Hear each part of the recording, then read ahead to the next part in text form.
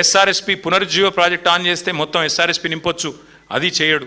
అందుకే నేను అనేది చివరికి మరి రేవంత్ రెడ్డి గారిని, ప్రజలకి ఇవాళ అర్థమైపోయింది, ఇది కాలం తెచ్చిన కరువు కానే కాదు. కాళేశ్వరం మీద కోపంతో, కేసీఆర్ గారి మీద కక్షతో ఇవాళ మీరు కాంగ్రెస్ తెచ్చిన కరువు ఇది. ఇందులో ఎవ్వరికి ఎలాంటి అనుమానంగా అనుకోవటం కానీ లేదు. ఖచ్చితంగా నేను చెప్తా ఉన్నా, మీకు ఒకవేళ మీరు కనుక పంపులు ఆన్ చేయకపోతే రాష్ట్ర వ్యాప్తంగా రైతులు చూస్తూ ఉన్నారు. చరిత్రహీనుడుగా, రైతు ద్రోహిగా నువ్వు, నీ కాంగ్రెస్ ప్రభుత్వం చరిత్రలో మిగిలిపోతుంది. ఎన్నటికీ కూడా మళ్ళీ లేవలేనంత భయంకరమైన దెబ్బతింటావు అని చెప్పి కూడా హెచ్చరిస్తూ, మీకు కావాలంటే ఈ డేటా మొత్తం సిడబ్ల్యూసి డేటా కానీ ఇంకోటి కానీ మొత్తం నేను పత్రికా మిత్రులకు ఇస్తా, తెప్పించుకో, ఇంజనీర్లను పిలిపించుకో, మాట్లాడు, బేషజానికి బోకు, ఇంకనైనా పంపులు ఆన్ చేయాలని మళ్ళొకసారి వారికి డిమాండ్ చేస్తూ మరి పత్రికా మిత్రులందరికీ కూడా ధన్యవాదాలు, నమస్కారం.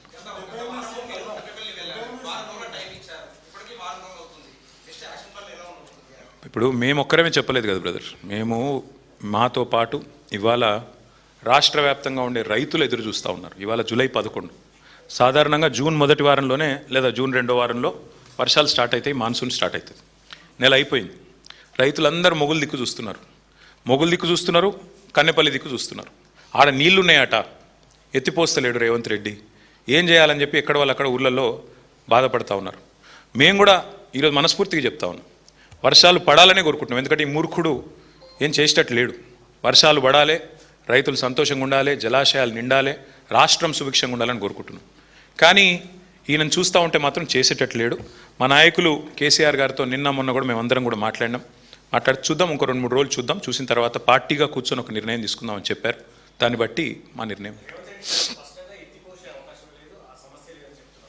అంటే ఆయనకు ఒకటే తెలుసు బ్రదర్, ఎత్తిపోసుడు అంటే ఆయనకి ఇక్కడికి వెళ్ళి సంచులలో పైసలు ఎత్తిపోసుడు తెలుసు. ఈఎంఐ ముఖ్యమంత్రి కదా, ఈఎంఐ కట్టకపోతే ఢిల్లీలో ఉద్యోగం పోతుంది కదా. పైసలు ఎత్తిపోయడం బాగా తెలుసు, నీళ్ళు ఎత్తిపోయడం తెలియదు, సంచులు మోయడం తెలుసు, కానీ ధాన్యం సంచులు నింపడం తెలియదు. అట్లాంటి దౌర్భాగ్యుడు ఈ రాష్ట్రానికి ముఖ్యమంత్రిగా ఉండడం మా కర్మ. ఏం చేస్తాం? తప్పకుండా రాష్ట్ర రైతులు తగిన సమయంలో, ఎందుకంటే వాళ్ళకి తెలుసు కర్రుగాల్చి వాత ఎప్పుడు పెట్టాలో, కాంగ్రెస్కి ఎట్లా బుద్ధి చెప్పాలో, ఎట్లా పాతి పెట్టాలో కాంగ్రెస్ను 100 అడుగుల లోతులో తప్పకుండా తెలుసు. సమయానుకూలంగా రైతులే సమాధానం చెప్తారు.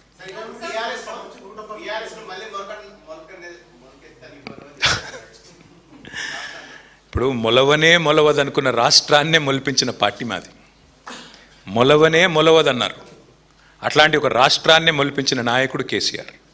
ఆయనను ఈ అంగుష్ట మాత్రుడు, ఆయనకు హైట్ ఒకటే తక్కువ అనుకున్నా, బుర్ర కూడా తక్కువ అని ఈ మధ్యనే తెలిసింది. అందుకే అనేది మాట్లాడేటప్పుడు ఒళ్ళు దగ్గర పెట్టుకొని మాట్లాడాలి. మీ రాహుల్ గాంధీ గారు వరుసగా 2014 నుంచి ఇప్పటిదాకా 3 ఎలక్షన్లు ఓడిపోయింది. అయితే ఖతం అయిపోయిందా కాంగ్రెస్?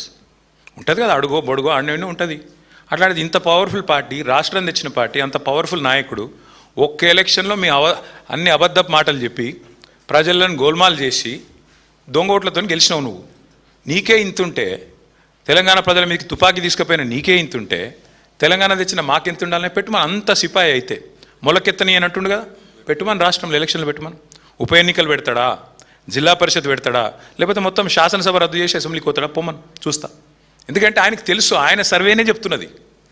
ఇప్పుడు మిడ్ టర్మ్ అయిపోయింది బ్రదర్, మొత్తం 2.5 ఏళ్ళు అయిపోయింది. లాస్ట్ ఇయర్ ఎట్లాగో ఎలక్షనే, మిగిలింది 18 నెలలు. ఈ 18 నెలలు ఏం చేయొచ్చు అని చెప్పి ఆయన సర్వే చేయించుకున్నాడు. ఆయన ఒక్కడే చేయలేదు, ఇంకో 3 సర్వేలు, మొత్తం 4 సర్వేలు వచ్చినాయి బయటికి. 4 సర్వేలు గంటా పదంగా చెప్తున్నాయి. రేవంత్ రెడ్డి సర్వే కూడా స్వయంగా చెప్పింది 78 సీట్లతో బీఆర్ఎస్ అధికారంలోకి రాబోతుందని రేవంత్ రెడ్డి చెప్పి సర్వే చేయించుకుంటే అందులో కూడా వచ్చింది. అంతేందుకే మీ వాళ్ళు కూడా చేసిండట, అది కూడా తెలుసుకో.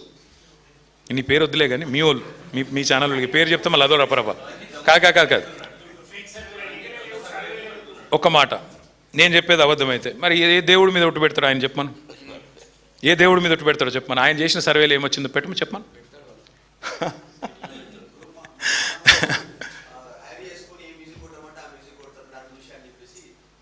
సరే వద్దులే, సర్వే వద్దులే, పోను పని చేయమను. సర్వే వద్దు. మా ఎమ్మెల్యేలు ఎత్తుకపోయాడు కదా 10 మందిని. మరి ఇంతపాటి మగవాడు, ఇంతపాటి సిపాయి అయితే పెట్టుమని రాదు. అక్కడ 10 మందితో రాజీనామా పెట్టిమని చూద్దాం. ఇంత ధైర్యం ఉంది కదా ఆయనకి, రొమ్ము విరుచుకొని చెప్తున్నాడు కదా, గెలుస్తా, ఇది చేస్తా, అది చేస్తా అని. పెట్టుమని ఎలక్షన్లు మేమెందుకు వద్దంటాం?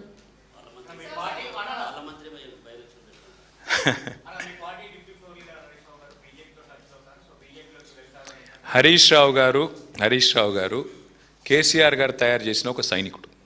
కేసీఆర్ గారికి ఈరోజు కాదు, పార్టీ ఆవిర్భావం ముందు నుంచి మరి ఒక రక్షణ కవచంలాగా అండగా నిలబడ్డ నాయకుడు.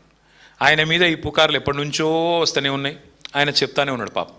ఆయన ఒకసారి కాదు, ఇప్పటికీ కొన్ని వందల సార్లు చెప్పిండు, నా క్యారెక్టరు ఇంపార్టెంట్, నేను నీలాగా కాదు రేవంత్ రెడ్డి, నువ్వు 4 పార్టీలు మారినోడివి, నువ్వు మాట్లాడితే ఎట్లన్నాయా అని చెప్పి కూడా చెప్పిండు.